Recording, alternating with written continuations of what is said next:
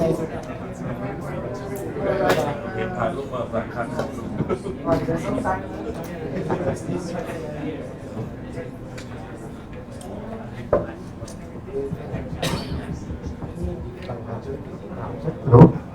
Hello. Hello everyone. Good evening. Welcome to Seven Peaks, and thank you for coming to the event today. Today we are talking about Slack data and analytics, and we have some special speaker and also our own data analytics guy who will share his knowledge and insights for today. My name is Donald. I'm from sales team of Seven Peaks. So just a quick brief. I hope you guys enjoyed the pizza and beer. So, so without further ado, let's go for our special speaker today, Mario from Slack. Thank you.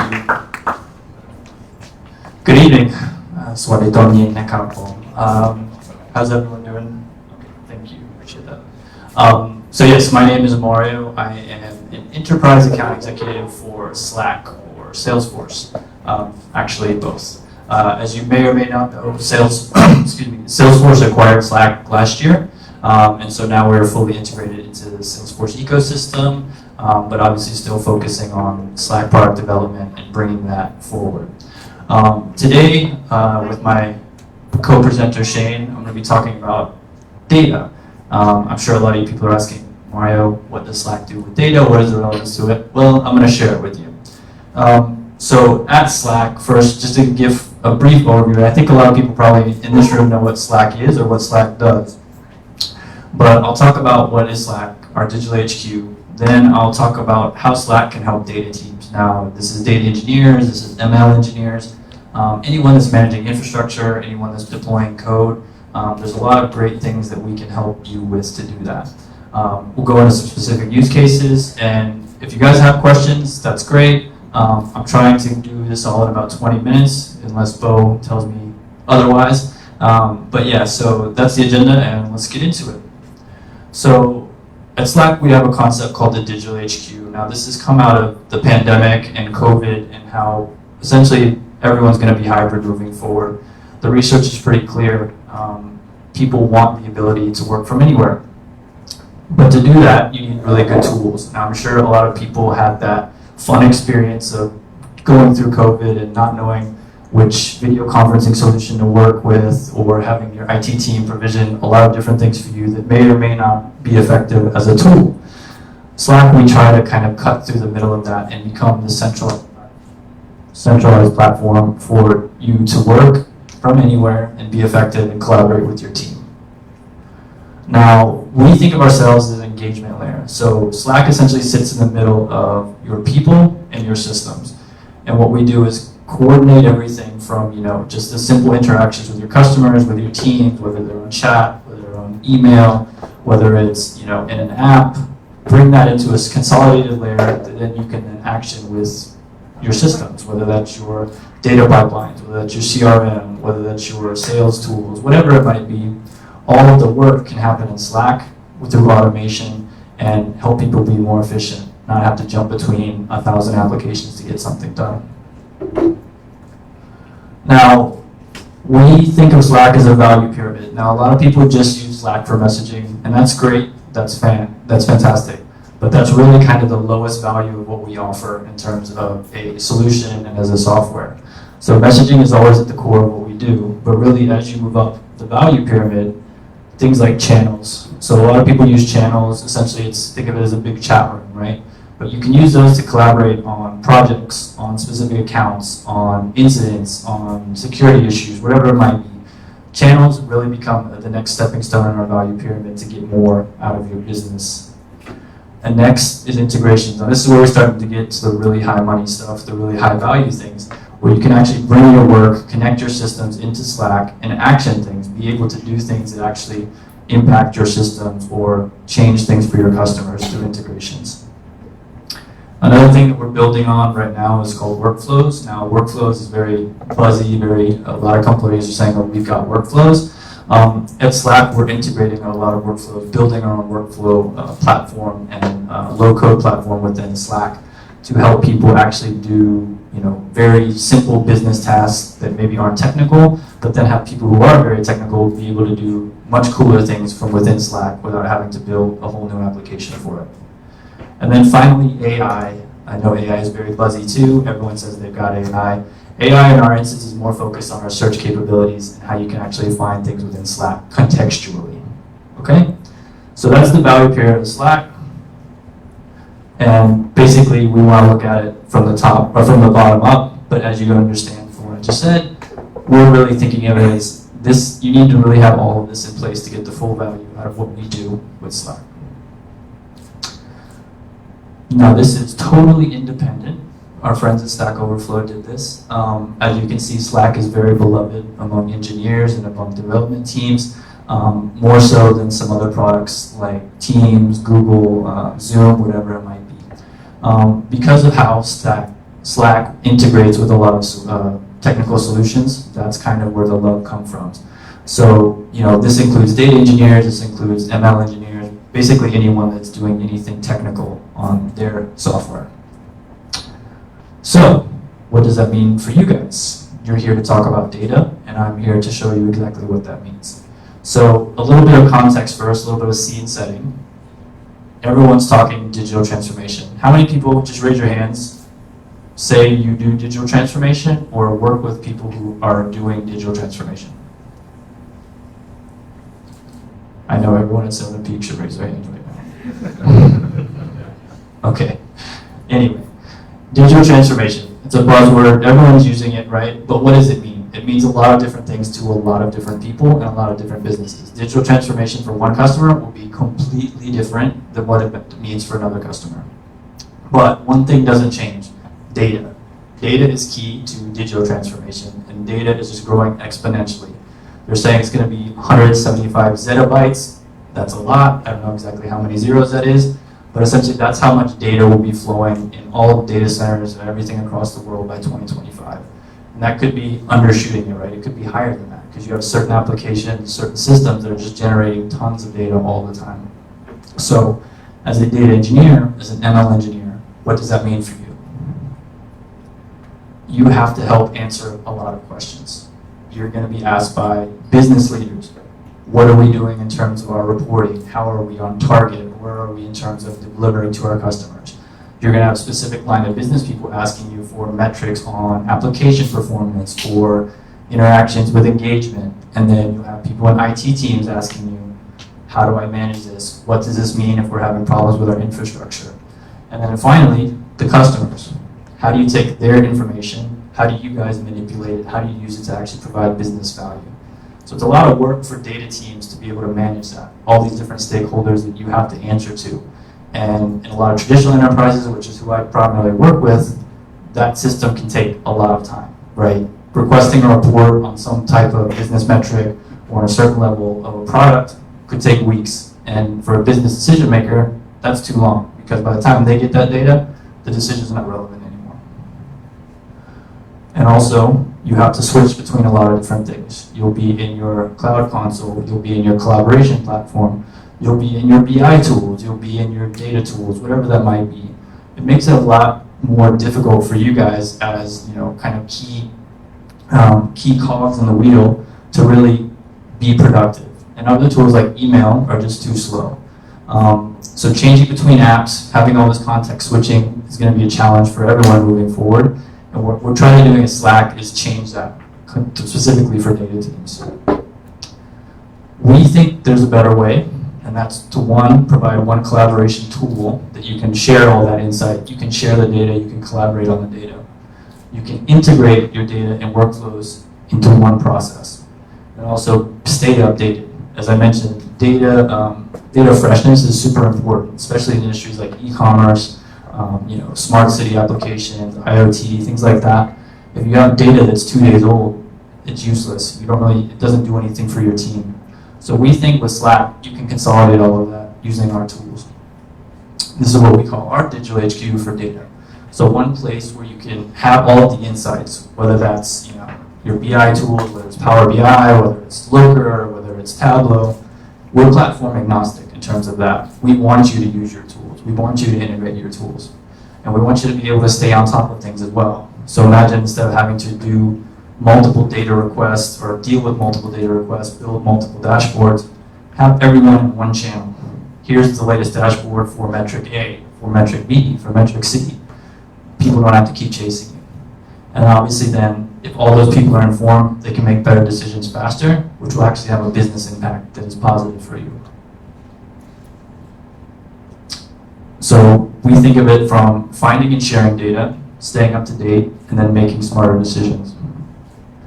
Now, you can have this, like I said, in a channel. You can create internal channels as well to share that, but also you can share this externally as well. If you're working with third parties, if you're working with a lot of partners that need to be able to see the same data, you can share this securely with them using something like Slack Connect, where you can actually control the data, you can control the messaging, you can control the data retention, all of those things, and then have that actionable for your team as well. So if your partner needs to be able to see a specific dashboard, give them access to it in Slack. When they don't need access, pull the data. You control that. And then have that stay up to date. So in a partner situation, if they need to build something for you, or if they're a service team and they need to action something based on a data point that came into your system, you can share it to them directly. You don't have to copy it to an email. You don't have to screenshot it. You can send it directly to them.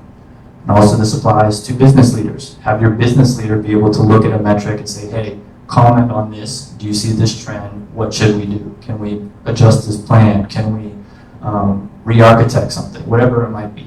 And you can use it for engineering leaders. You can use it for sales leaders. You can use it for marketing leaders. Really, you can really apply different use cases to it and slice it up.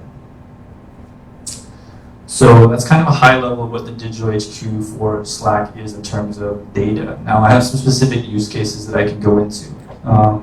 These are a combination of engineering plus data. So if you're an engineer not specifically playing with data, some of these will be relevant to you.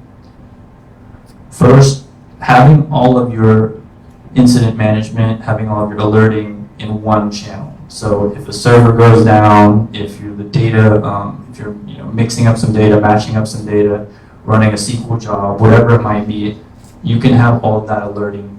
If there's any issues, set up in Slack. You don't have to have two people just getting the alerts and then manually alerting everyone what's going on. You can automate this so that it alerts everyone that needs to be alerted and have multiple people jump into something to fix it. Talking about reducing mean time to resolution and then having people be more efficient in the incident response. Another thing, if you're building code, which I'm sure some of the people in this room are doing a lot, having CI/CD implementations being monitored, being tracked in a centralized channel so that those people don't have to be logged into 5 different systems and know whether the code deployment went well, if there's any issues, all of that can be brought into Slack. And you can even automate processes, so if something fails, if something needs to be rolled back, you can build that into Slack as well and automate that. So this will help you as you're building out new products, as you're doing testing, as things are going live. You can really quickly monitor the situation, update code if you need to, push new code out. More in terms of DevOps, how that works, increasing the speed to market. Now this will differ based on your tools, based on your cloud provider, whatever you're doing, but the concepts are still the same. Whether you use Jenkins, whether you use Bitbucket, whatever it is, all of your tools will integrate with Slack to provide this single channel, to provide one source of truth where you can go through, monitor everything, and have that whole picture of what's going on.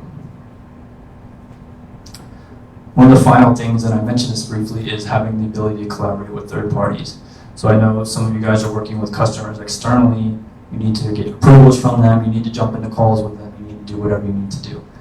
This is a great way to use Slack Connect, which is essentially our way to connect with third parties securely through Slack. You need an approval on a UI UX. Send it to the customer directly in Slack. You don't have to send them an email. You don't have to send them a WhatsApp, a line, all of which are super insecure, by the way. But anyway, you can send them in Slack and control all of that messaging. If they have a comment, they can approve it there. If you want to jump in a call with them, you can integrate with Zoom, you can integrate with Google, you can integrate with MS Teams. We don't care. We actually now have calling inside of Slack as well, video calling. So you can use that as well, right? We really feel that we want to provide a centralized tool to make you work more efficiently.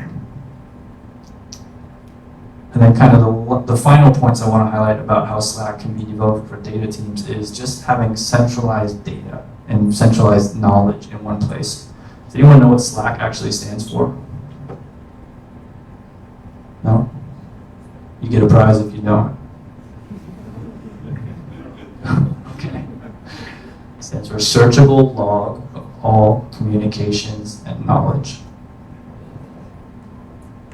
So, that's where Slack actually started with, as being a knowledge base, right? So the team that developed Slack, they actually developed a game, an MMORPG, how do you say that? I don't know how to say it.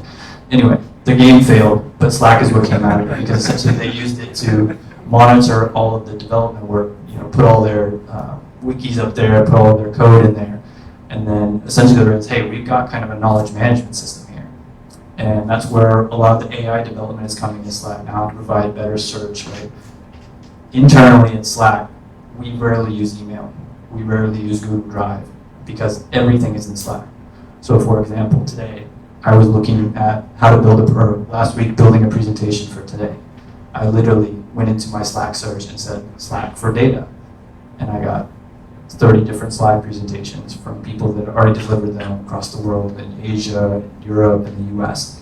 So having all of that, one, can help your team just be more efficient because they don't have to go through 20 repos or 20 Google Drives, SharePoints, whatever it is.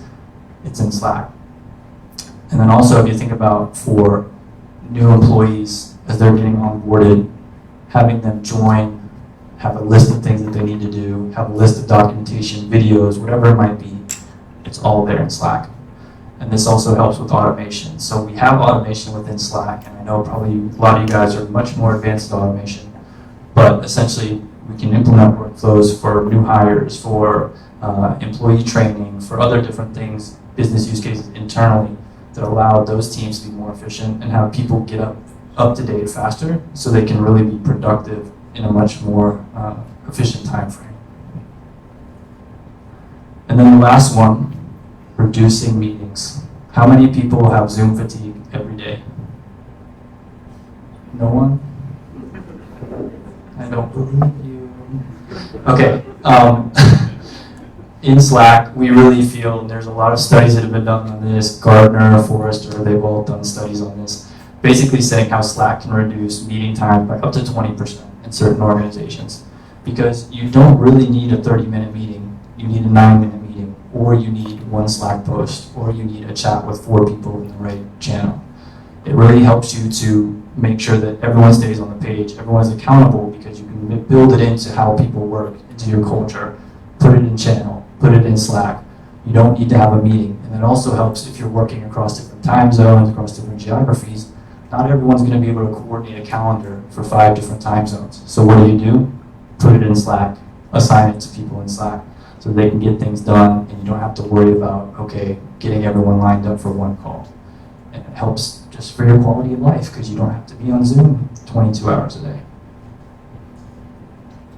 So this is the final one this time, is how we can, for the coders specifically, is to really help get engineering answers, questions, sharing code. Does anyone share code in Slack? Yeah, a lot of people share code in Slack. It's one of the key things, one of the earliest features that was built into it in terms of engineering. It's really powerful for engineering teams and data teams as well. I don't know if you could sell, like a whole SQL command or whatever in there, but you can probably do it. So this is really beneficial to any teams that are using, doing anything technical and providing them with a really easy way to fix things, get comments, get feedback, and be more productive. Okay, that was the last one. So, in summary, Slack can help your data teams. If you have any questions or anything, please feel free to have a chat with me. I'm going to pass it to Shane now, who's going to talk about how they specifically use Slack for data and some of the cool things that his team builds. So, over to Shane. Thanks, guys.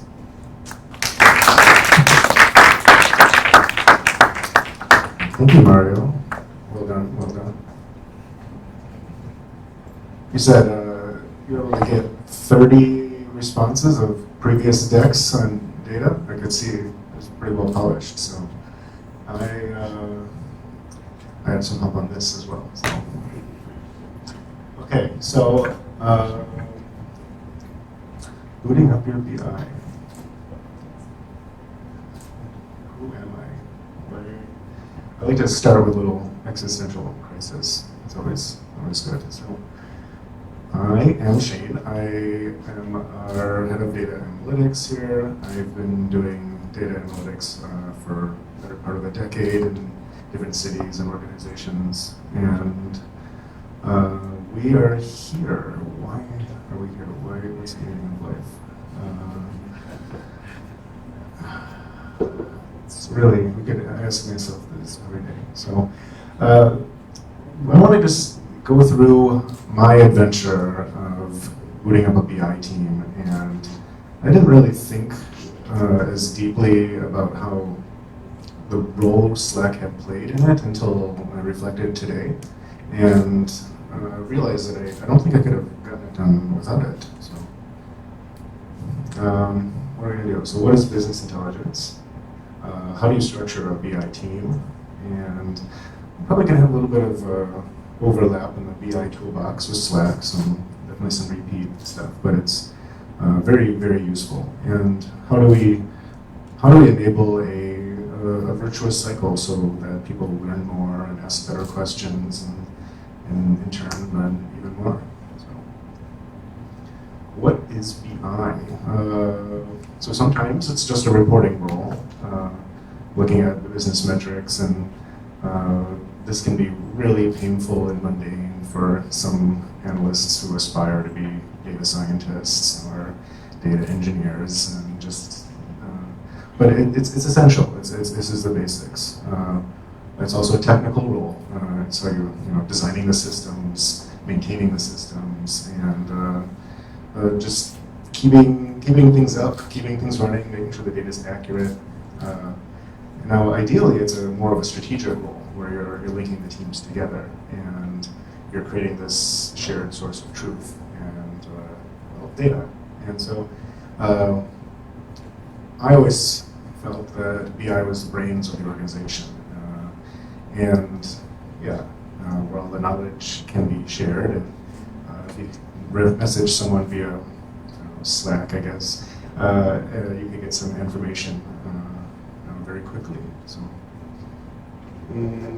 there's a couple of common BI structures. So you'll see either of these quite commonly. So there's centralized BI, which is kind of like you see on the left. So you have like management making your decisions and driving the direction of the business, and you have your different business units. And then you have BI and engineering kind of supporting them and kind of doing what they're told, which is can be good. It keeps the team together. They have all the knowledge within themselves, but they have a hard time getting information from the business units themselves. So you also might see a decentralized structure where there's analysts in each of these individual teams, and they may create data silos, which is very common, but they get things done quickly for their stakeholders, and they often don't have enough resources to do more advanced things, and they may tap on engineering to get the resources they need or to build the infrastructure they need. They might have to fight with management or finance to get additional headcount to build more advanced things. And they may churn or move to other organizations if they really want to grow into more of a technical data role or learn more about data science. So they end up a little bit orphaned among their data colleagues. So the answer, and it's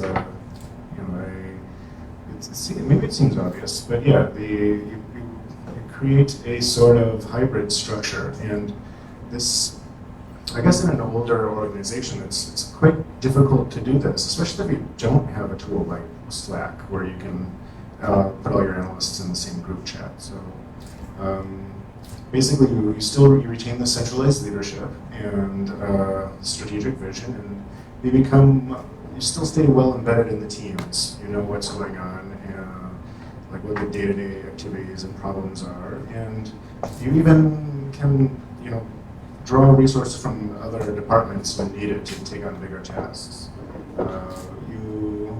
You can allow people that are, maybe they're tired of working in operations and they want to learn what's going on in marketing. You can swap people between teams. So this is something we did at Pomelo, actually. We had, what did we call them? They were what did we call them? Business partners, the BI business partners.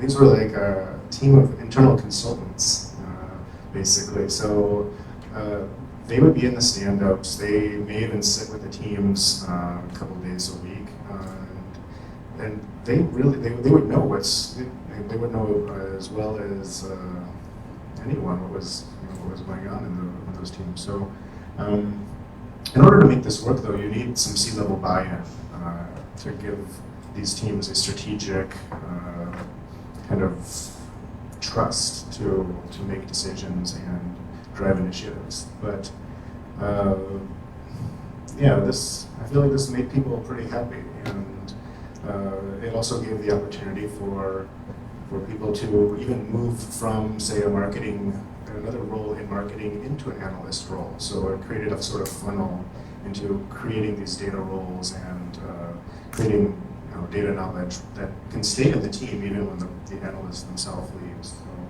you get the balance of quick response times on reports, as well as the support of the other data professionals in your organization. Because you need to know what's going on. You need to make sure that you're not working on something that's redundant that another analyst is working on. And so with Slack, it keeps things seamless. You can very easily add or remove people from groups, and those no more silos. Easy to share your dashboards and your reports, and you get your alerts and your automations. So let's see. And wow, there's just so much different data tools you can use. This isn't even a fraction of it. Whether it's Excel or Tableau or like ClickSense, which really led the way in creating like a collaborative or creating a place for people to analyze data themselves. Onto things like BigQuery, Databricks, Looker, who I found to be very cool, very good for people to like collaborate in. You can like in Databricks, you have the ability for your data scientists to all work together on models and from anywhere in the world. For Looker, you have a shared code base that let's see, we'll talk about it here. Yeah. Oh no, it's not here. Oops. Yeah. Okay. In Looker, you have it's a really easy collaboration. You have access to the shared data modeling space, branching, version control, and this was really new to us actually when we started using it. As an analyst, I didn't really think like an engineer, but it allowed us to roll things back when something went wrong.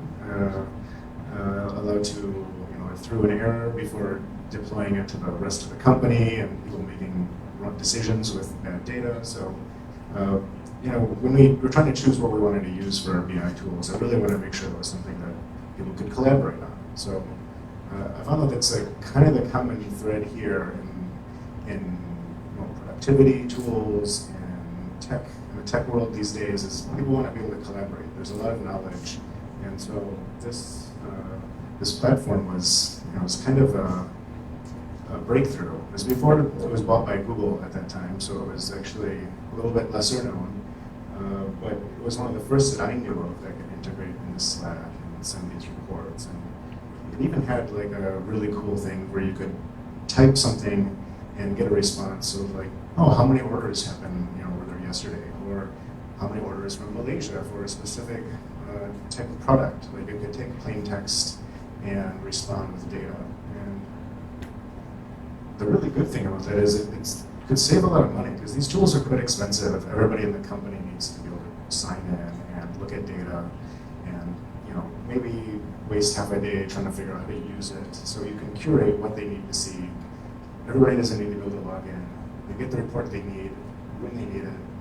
And let's see, yeah, you've seen some of these already in the others in his deck. But I think one of the big things, yeah, was like keeping people focused. You're not switching between tools. Also, you're staying data driven and not data obsessed. So I had a, let's say, particular stakeholder who would like to stay in the BI platform and just like refreshing reports and like digging into things and like when is the data going to be updated. And I say, when there's new data, you'll get a message with it. You'll know, so they can stay doing what they need to do and not bother me on like whether there was new data. And also not add extra load to the system, because these tables that are powering the reports actually take time to build. It takes resources. It takes which puts say a big query into a long queue of other queries that holds up maybe more pertinent information from being delivered. So yeah, I think data obsessed is, some people get a little bit data obsessed and think it's data driven. So I want to prevent that. DBT is another really, really cool thing that's making a big splash right now. And yeah, you can monitor, what the status is in Slack, but it's another place where you can collaboratively model your data. And not everybody can afford, say, like Looker's, one of the more expensive tools. DBT is a place where you can write, you can share and write SQL, and it'll schedule against your data warehouse. You can reuse code. You can easily visualize the path that, say, raw data takes towards being like ready, and when something needs to be changed back closer to where the data is raw, it doesn't need to be done in many places to update the end result tables, which could be, say you have a database where you're getting like customers and orders coming in. You could have hundreds of other things built on it, so you can actually you update it in one place, and then it'll kind of flow through quite easily. And if something goes wrong, you can get an alert. And yeah, so aptly named data build tool. I recently learned about this.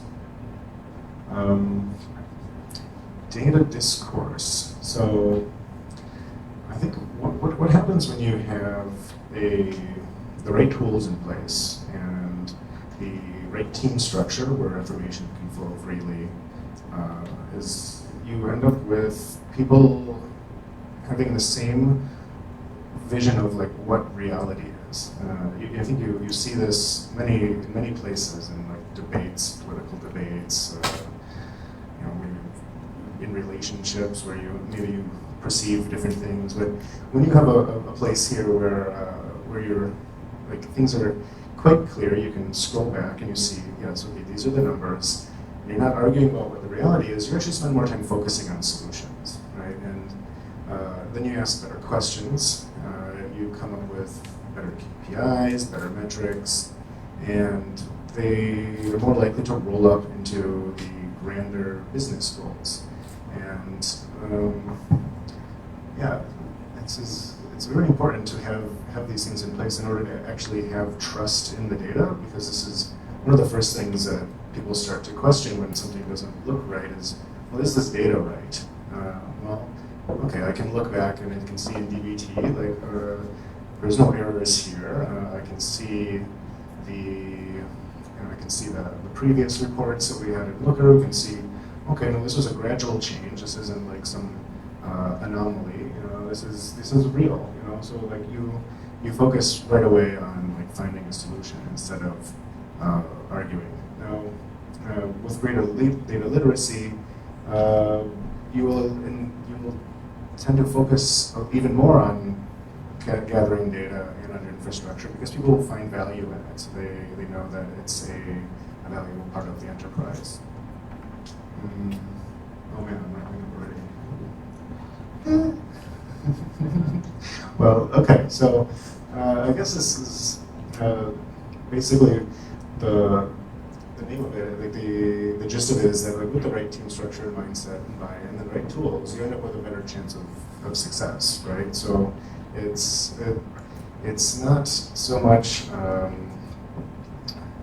It's not that we have saying, I'm sorry.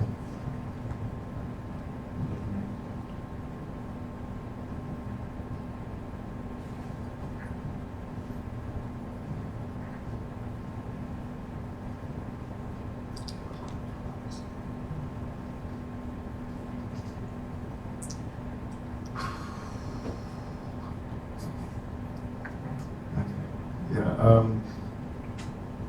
I don't really have much more to say, but yeah, that. Oh gosh, this is harder than it looks. Yeah. Different questions, actually. Yeah.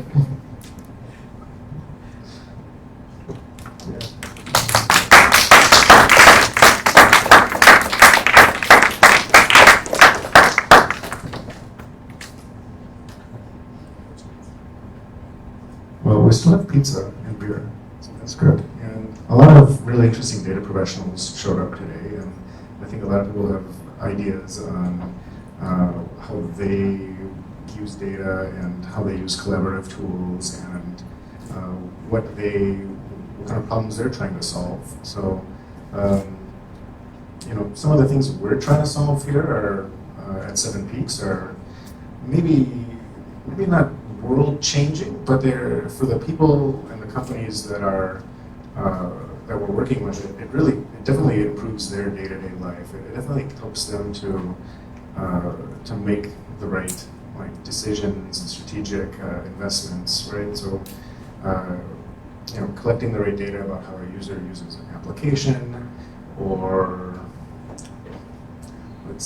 or even just making sure that people know how the importance of PDPA or GDPR, and embedding these things into their application, so that when they find out that that a user has when someone puts in a request to delete their data and no one's monitoring that email, they don't end up with maybe a multi-million-dollar lawsuit, right? There's a lot of implications, I think, in these days where the well-connectedness of the